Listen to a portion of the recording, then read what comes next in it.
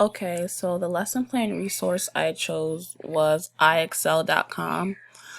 This website allows you to practice a bunch of different math facts. And it allows students to like digitally see it. So let's just solve this one problem. 30 remainder 1. And then we could do one more. And it shows division written in different ways. So it's good for long division. So 1,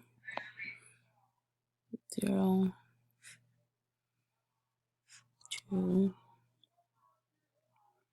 is remainder 5.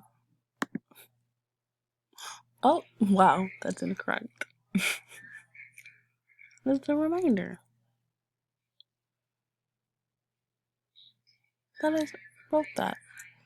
But anyways, this is the lesson plan resource I chose to use with students.